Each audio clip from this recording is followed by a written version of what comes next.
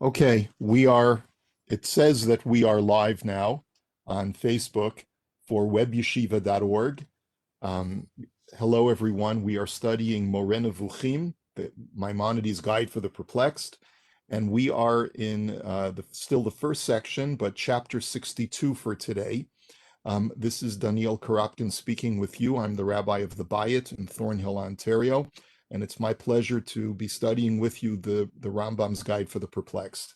We are using the Pines edition, which has a lot of advantages to it, although it does have some drawbacks as well. We are on page 150 in the Pines edition, and we certainly recommend for everyone to, if you are going to be studying this seriously, to get yourself a very good translation of the Moreh Nevukhim into English, and we find that the Pines edition is probably the best that's out there for now.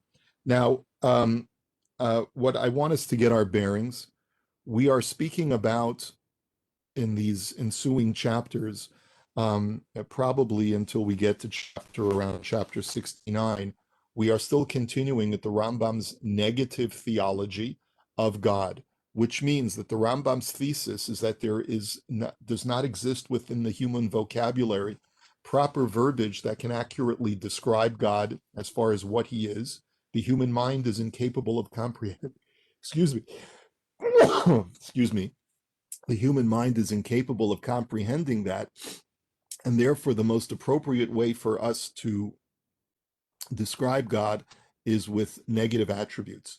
There is one exception to that as far as the names that we find in Tanakh, because all of the names that we find in Tanakh are therefore by definition borrowed terms. Whenever we see things that suggest that God is alive, God is attentive, God is merciful, and so forth, these are all borrowed terms which don't accurately really describe God essentially. However, there is one name of God that we were introduced to in chapter 61, which is what we call the Shem HaMeforash, the express or explicit name of God.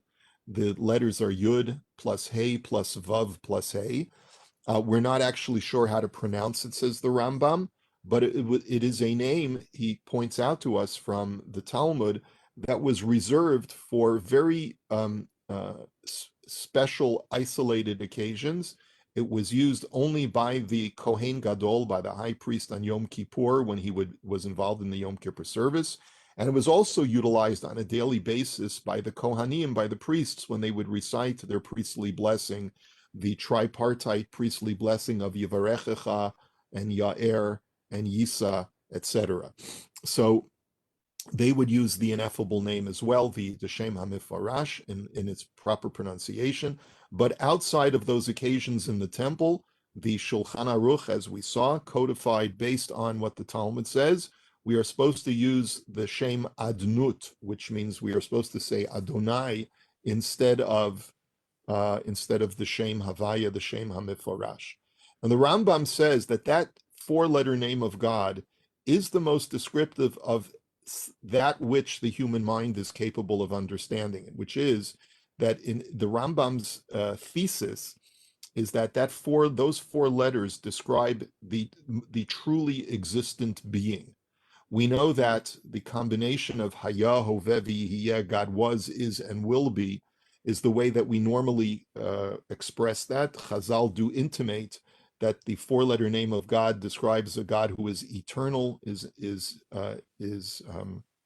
infinite, but the Rambam cannot accept that, because explaining that God is an infinite being is also a diminution, a reduction in some way of God who exists completely outside of the framework of time. So to assign eternality to a God who is beyond time also is a reduction in God in some way. And so the Shem Havaya, the Rambam concluded, must be referring to a being who is truly existent in a way that and his existence is different from all other types of existence. And that's the way Rambam says that the four-letter name of God describes Hashem on some essential level. And that's the most that we can perhaps hope to understand about God's essential nature. So the thing that we ended off with on chapter 61 is that the Rambam wanted to make sure that we don't think that in any way we can use the four-letter name of God on an incantational basis. And he's going to continue in that discussion today. And what becomes clear is that this is all very consistent with the Rambam's worldview of what Judaism is all about. When God gave us the commandments and he chose us as his people, his objective for mankind was, and specifically the Jewish people, was hone your intellect and perfect your intellect so that you can know God to the greatest degree that it is possible for a human being to know God. And every tool that I provide for you in the Torah, says Hashem personified, is to help you in that process of understanding God more and more and more. Even the mitzvot that I have given you are merely tools in your arsenal to help hone your intellect, to help you know God to the highest degree possible. Now, with that in mind, if we were to find one of those tools given to us, and someone were to suggest that that tool given in the Torah is to help us perform magic through incantation, so that we could have some kind of spiritual experience or affect some kind of spiritual phenomenon, that would be offensive to the Rambam's sensibilities. He would say to such a suggestion that the Torah is not given to us to perform magic, to perform tricks, so to speak. The Torah was not given to us for incantational purposes, because incantations that are without mental engagement or intellectual engagement are completely useless to the project that God gave to the human being, which is to intellectually attach oneself to God. So incantations for the Rambam are anathema in Judaism. Now, the reason why he's bringing that up at this point is because people would use different permutations of the four letters of Yud He and Vav He, together with Aleph Daled Nun Yud, which is the name that we use when we pronounce Hashem's name in our prayers and when we read Tanakh. And and this exists even to this day. This is a Lurianic tradition which comes many years after the Rambam, a Kabbalistic tradition, that we combine different permutations of these letters of God's different names, and we focus on them, we think about them, and we even use them incantationally to help us achieve some kind of spiritual elevation. And for the Rambam, because these things do not involve intellection, they don't involve any kind of intellectual exercise, but rather just looking at letters and thinking about letters and even perhaps pronouncing those letters, that's a useless exercise for the Rambam. And it's actually not only useless, but actually an offensive exercise for the Rambam. It's almost utilizing holy things and bringing them down in their holiness by using them for utilitarian purposes, which are completely ineffective. So that's where we are in this context in the Rambam. And it's in that context that the Rambam wants to introduce us to other names of God, which are similar to the Shem HaMeforash in the sense that they provide us some kind of description of God that we don't fully understand and we don't fully grasp anymore today, because that knowledge has been lost to us. At least the Rambam is not willing to reveal it to us, if he indeed does know what it's all about. And those are the 12-letter name and the 42-letter name of God. Now, where does the Rambam get this idea from, that there are other names of God that are akin to the Shem HaMeforash? He gets this from the Talmud itself. And this is where I'm going to share my screen with you. Let me just do this share screen here. Here we go. And I hope now that you are all capable of seeing the screen that is up in front of you now. This is a section of Talmud from Tractate Kiddushin, page 71a, Daf Ayin Aleph Amud Aleph. And we're just going to read this short snippet of Gemara together. And this will form the foundation of what the Rambam wishes to teach us today. Amar Rabba bar Chana, Amar Rebbe Yochanan. Shem ben arba otiot, chachamim mosrin oto letalmidehen pam echat b'shavua. That the four-letter name of God, the sages present this name to their students once every 7 years. Now, the word shavua usually means, in modern Hebrew, it means once a week. But here it's clear from the context, and it's clear from the Talmudic parlance, that Pam Achat B'Shavua means once every 7 years, and which means that it's a very, very rare kind of educational experience that if you are in the Beit HaMidrash for many, many years, you will only be able to learn this once every 7 years. Now, it doesn't mean that they're, as the Rambam will explain in this chapter, that they're merely teaching the students how to pronounce this name, but it really means that they're explaining to their students the deeper meaning of how this name relates to God's essence. And that's a very esoteric form of knowledge, and that's why it can only be transmitted once every 7 years. Va'amri la pa'amayim b'shavua, some say twice every 7 years. But this, by the way, is one of the failings, I'm sorry to say, about the Pines translation, who mistakenly translates this as once a week or twice a week. It's not what it means over here. Amar Rav Nachman bar Yitzchak. Rav Nachman bar Yitzchak then adds to this and he says, Mistavra Kamanda Amar Pamechat B'Shavua Dichtiv Ze Shemi Le'olam Le'alem Ketiv.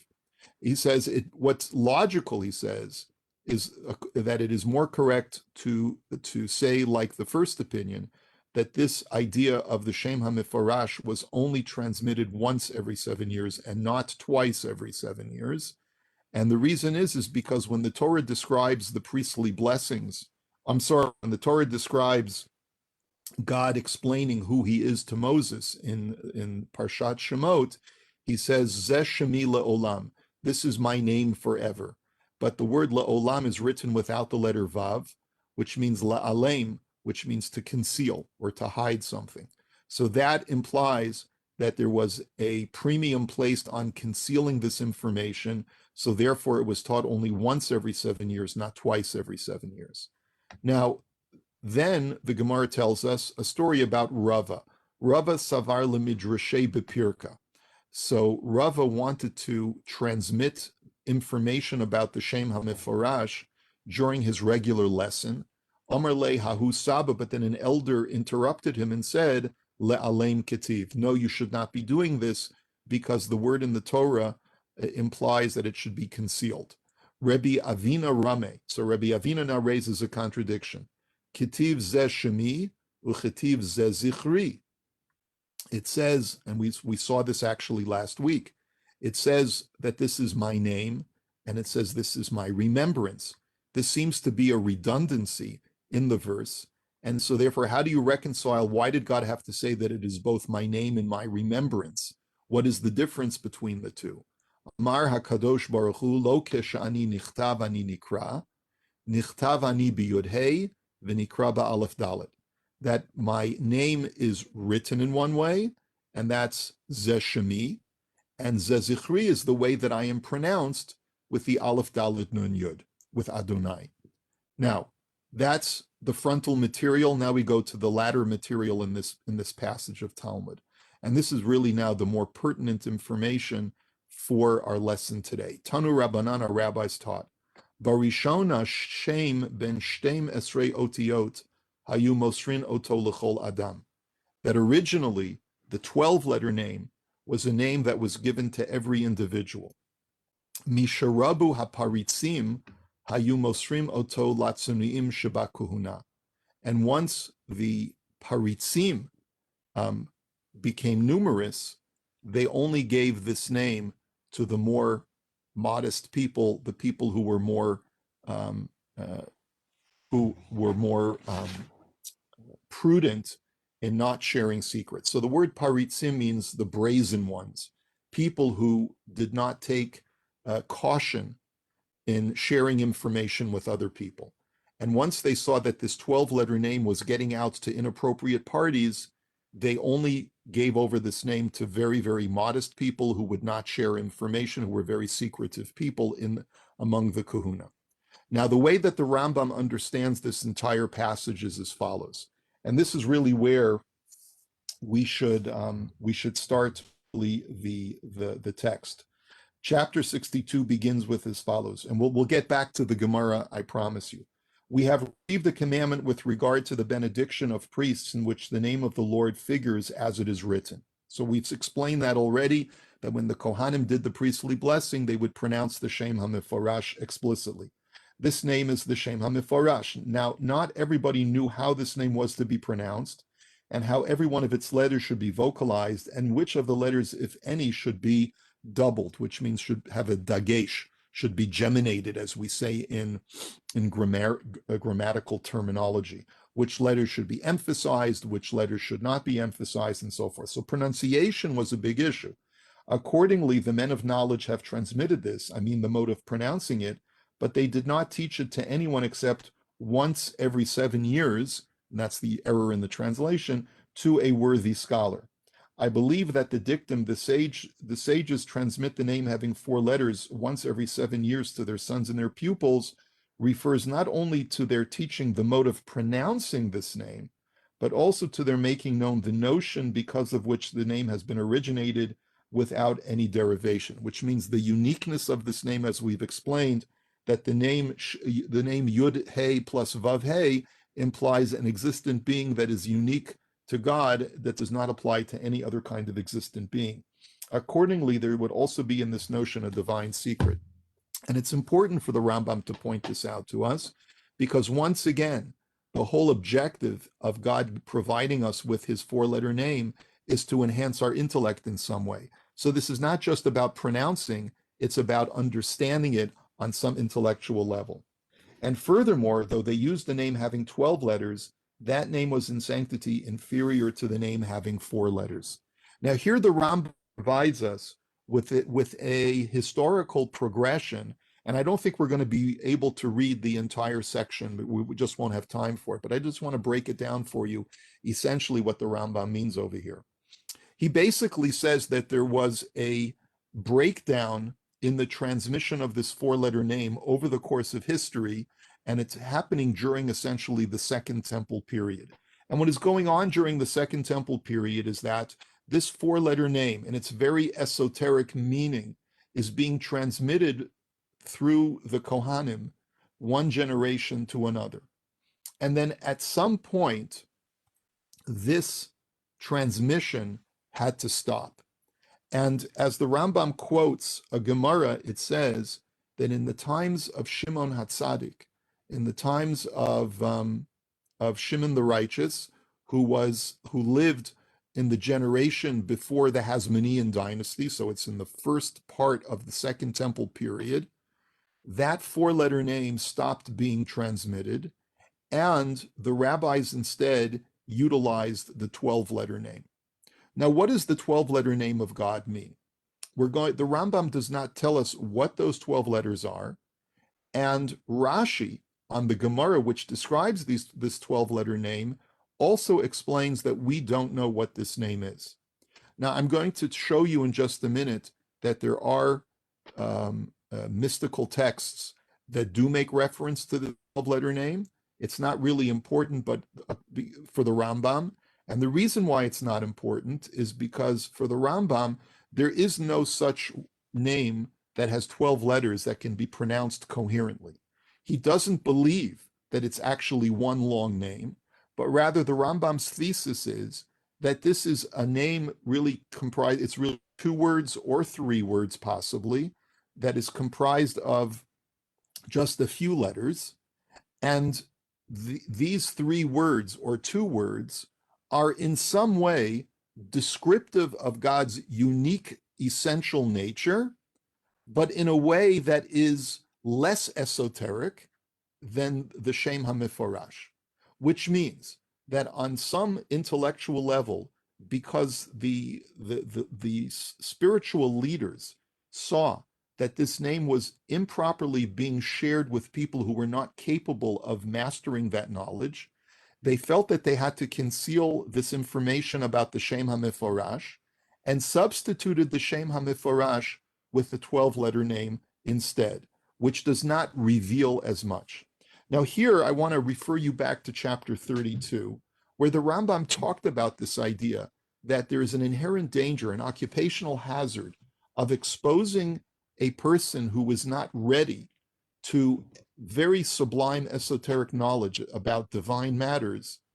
The Rambam had compared this in chapter 32 to a person looking at the sun repeatedly when their eyes are not strong enough to be able to look at something so bright. When you do that repeatedly, not only does it become difficult to look at the sun, but you also damage your eyesight in the process. And the Rambam had said that the same thing is true with mental faculties. If you try to focus on ideas that are well beyond your capacity because you have not developed your intellectual muscles, as it were, appropriately, not only will you not grasp the material, but you will also damage your intellect in the process, disabling you from being able to understand things that you were able to understand before. And therefore, when the rabbis saw that the Shem HaMeforash, the four-letter name of God, was being abused and it was being shared with people who simply could not handle that massive amount of esotericism, they basically concealed that name and used, instead of the four-letter name in the temple, they switched over to the 12-letter name, which is less esoteric and doesn't fully describe the essential nature of God in the way that the four-letter name does. And that's the next portion of the Talmud. That's the reason where the Talmud comes in over here and talks about the 12-letter name. That this is after the death of Shimon HaTzadik, Shimon the righteous, and this is, by the way, cited in, which we don't have for you on our screen today, in Tractate Yoma, the Talmud says that they stopped using the four-letter name and they instead used the 12-letter name. And here comes the Talmud into that period of where they're using now the 12-letter name, and they said that even at that point, they had to diminish the practice at some point when the paritzim, when these brazen chutzpah people who were not discreet about sharing esoteric nature, they had to actually diminish the use of the 12-letter name as well. V'hatzunuim shebakuhuna mavliim oto b'ni'imat achehem hakohanim. And only those few elder Kohanim who knew the 12-letter name, they would not pronounce it overtly, but when all of the other Kohanim were humming the melody for Birkat Kohanim, they would say the 12-letter name surreptitiously so as not to share it with others. Tanya Amar Rebbe Tarfon, Pam Echat Aliti Achar Achi Imi Leduchan. Once I followed my uncle, my mother's brother, I followed him up to Birkat Kohanim. Vihiteiti Ozni Eitzel Kohen Gadol, and I inclined my ear towards the Kohen Gadol, who was the only person apparently at that time who knew the 12-letter name. V'shamati shehivli Hashem b'ni'imat echav hakohanim. And I heard that he had surreptitiously inserted the 12-letter name while the other Kohanim were singing the melody, so that no one else would detect it. So I sort of followed my uncle, who was a Kohen. I sort of hid somewhere where I would be inconspicuous. I listened to the Kohen Gadol, and that's how I heard the 12-letter name. Amar Rav Yehuda Amar Rav, Shem ben Arba'im Ushtayim Otiot, Ein Mosrin Oto Elalamisha Tsanua Va'anav. Now we get into another statement, but now we're talking about the 42-letter name. Now, where does this 42-letter name come from?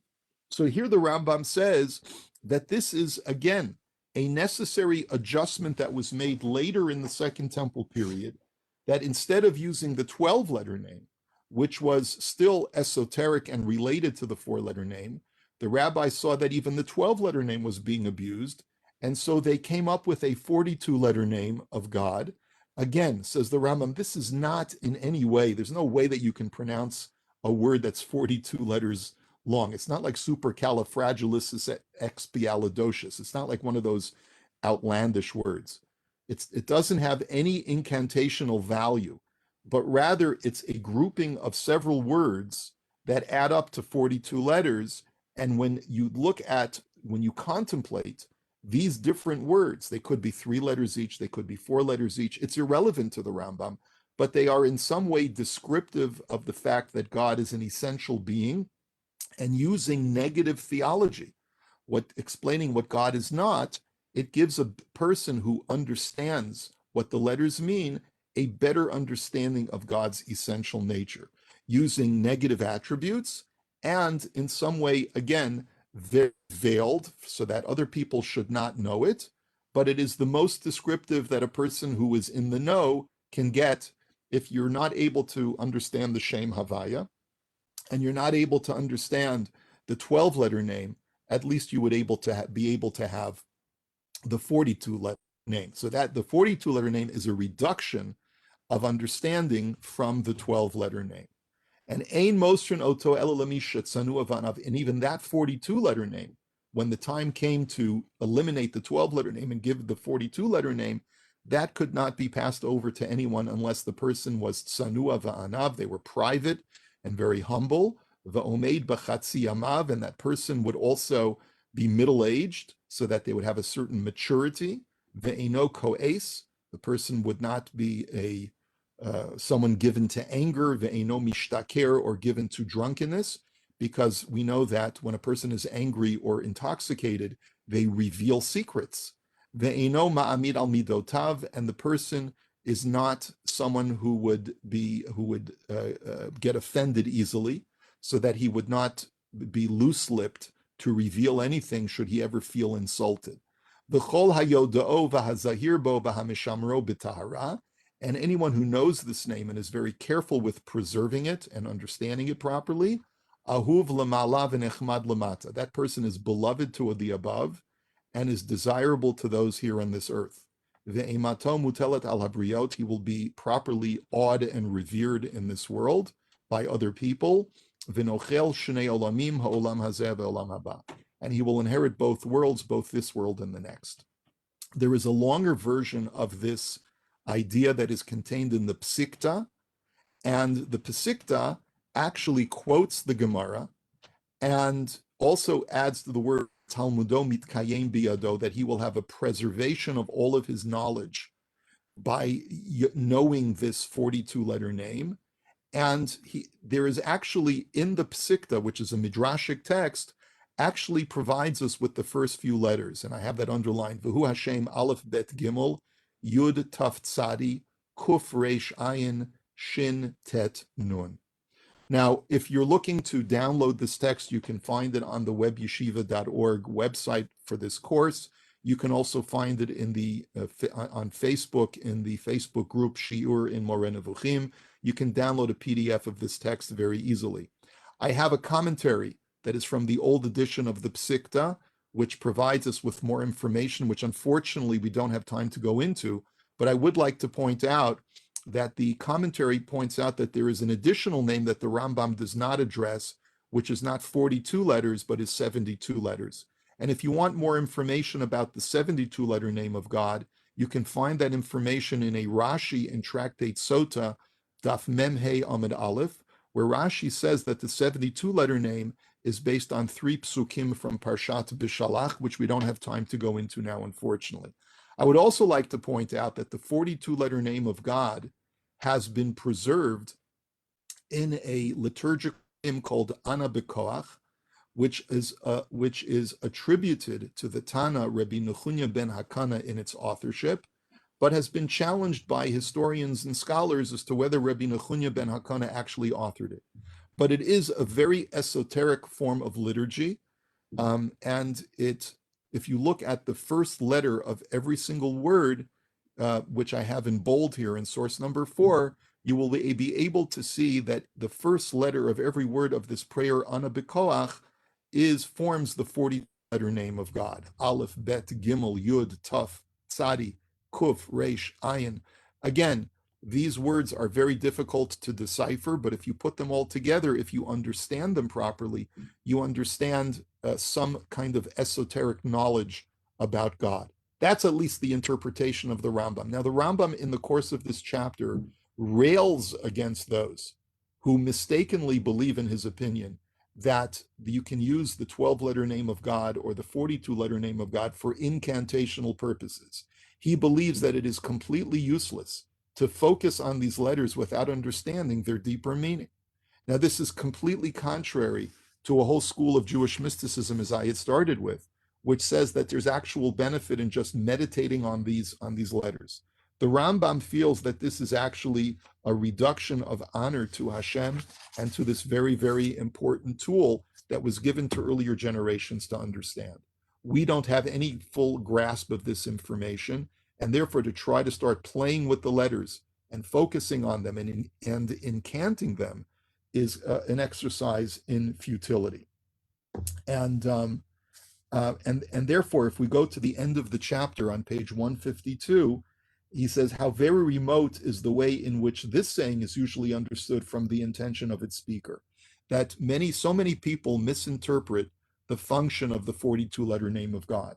For most people think that it deals solely with the pronunciation of letters, and it is not taken into consideration that these letters may have a meaning, so that great things may be acquired through them, and that for this reason, there is needed the moral preparation and the multiple forming of dispositions that were mentioned.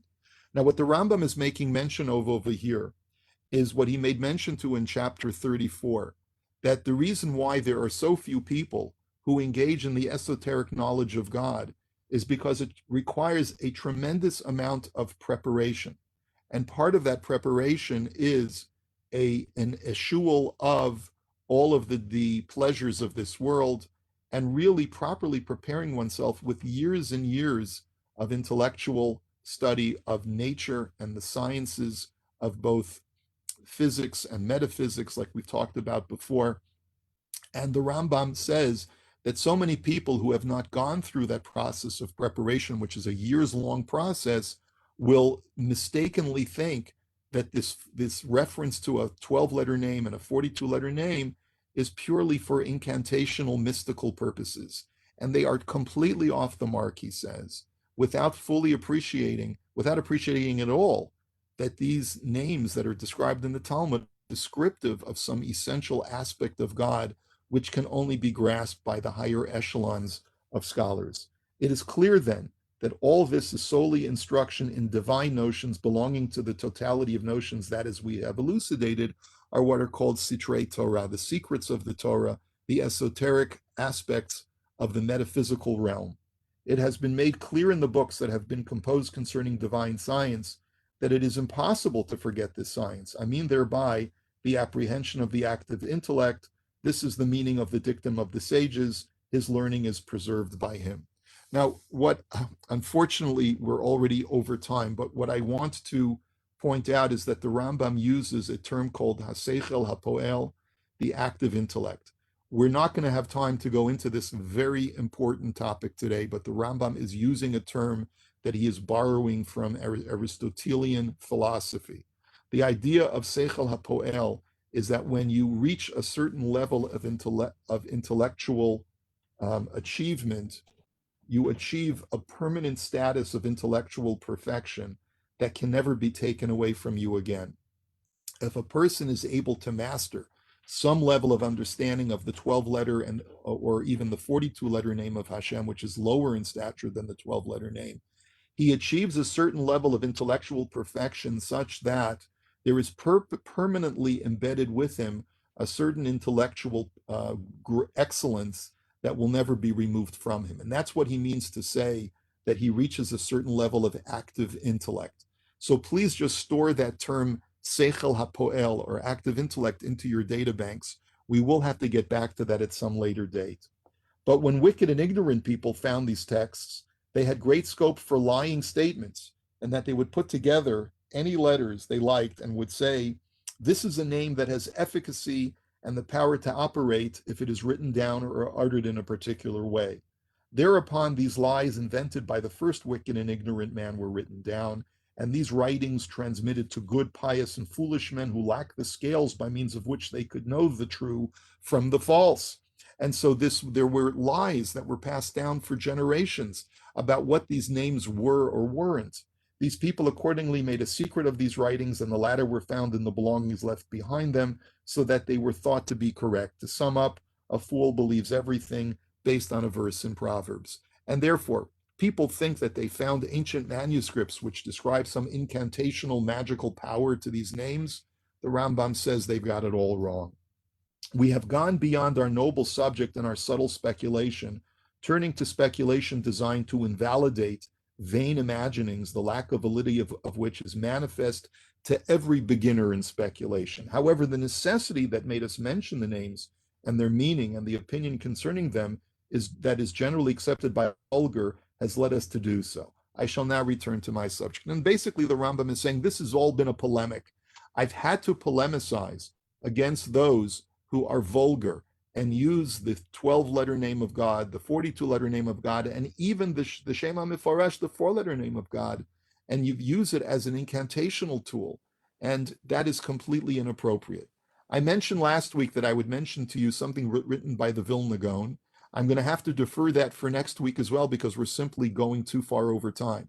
But the Vilna Gaon was quite critical of the Rambam for his being so dismissive of the incantational value of these divine names. We're going to put that aside for just a moment. We're just going to take the Rambam's opinion now and make sure that we understand it. And for the final paragraph, he writes, we have already pointed out that all the names of God, may he be exalted, are derived except the Shem HaMeforash, which means that they are borrowed terms, they are metaphorical, or they are negative in their nature to describe what God is not. It behooves us to speak of this name, which is Eheyeh Asher Eheyeh.